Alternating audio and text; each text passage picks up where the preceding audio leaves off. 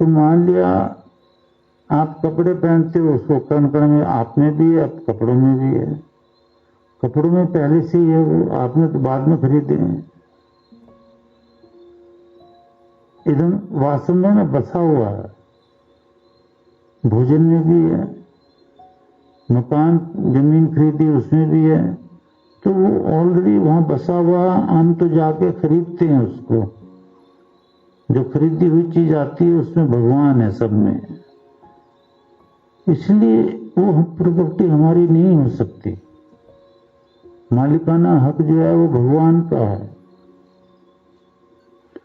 इसलिए ज्यादा दिन वो हमें देता भी नहीं है। त्यागपूर्वक भोगो, इसको भगवान की भक्ति में लगाओ। संसार के पदार्थों को, जो बुद्धिमान है वो शरीर को, भोजन को, वस्त्रों को, मकान को, दुकान को, पैसे को ईश्वर प्राप्ति नहीं लगाता है।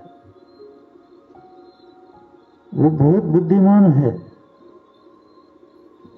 क्योंकि बहुत जल्दी वो आपसे छीनने वाला है। किसी का 80 साल में छीन लेता, किसी का 90, किसी का 100, 120, इससे ज्यादा जाने नहीं देता। खास इस युग में तो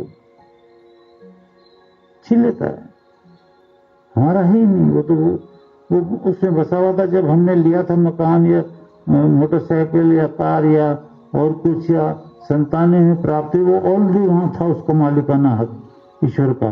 फिर टाइम से वो छीन लेता, और समय जब आता है तो प्रलय करके सभी कुछ छीन लेता, सबसे छीन लेता है। ये सारा संसार प्रकृति के रूप में आ जाता है, और जीवात्माएं सुषुप्त हो जाती हैं।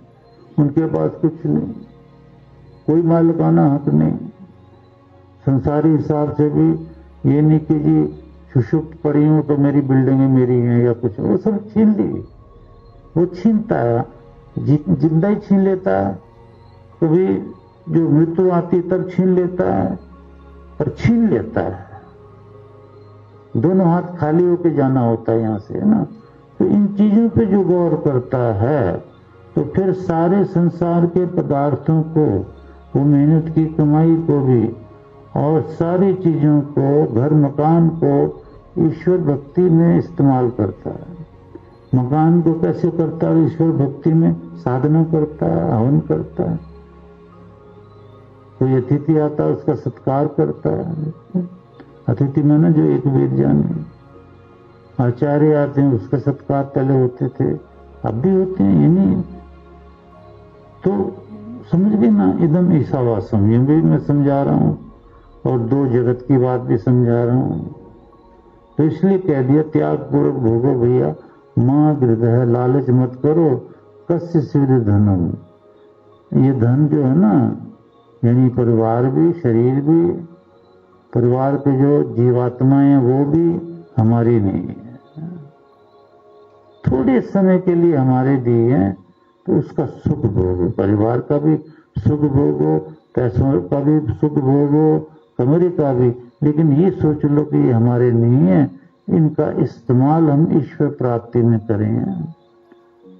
हम मनुष्य के शरीर में आए हैं ईश्वर प्राप्ति करने के लिए, इस शरीर के द्वारा, है ना। तो कैसे इस शरीर से साधना करा करके मेहनत की कमाई भी करनी है, बच्चे भी पढ़ाने हैं, पर ये सब कुछ है किसी का नहीं। इधर न मामा, है ना, कस्य सिद्ध धनम, ये धन आज तक किसी का हुआ है? राजा दशरथ बहुत प्यार करते थे श्री राम को, कि श्री राम राजा दशरथ के हो गए। दशरथ क्या श्री राम के हो गए? दशरथ भी चले गए, वियोग में राम भी जंगलों में सुन के रोए, फिर श्री राम भी चले गए। श्री राम का वो महल भी चला गया, कृष्ण महाराज का भी, ऐसे सभी कई। कस्य सिद्ध धनम, ये धन किसका हुआ है? हम तो गलतफहमी में जब वेद नहीं सुनते तो हम सोचते हमारा है, नहीं है, थोड़ी देर के लिए हमारा है। तो इसलिए कहते त्याग पूर्वक भोग भोग हो ना।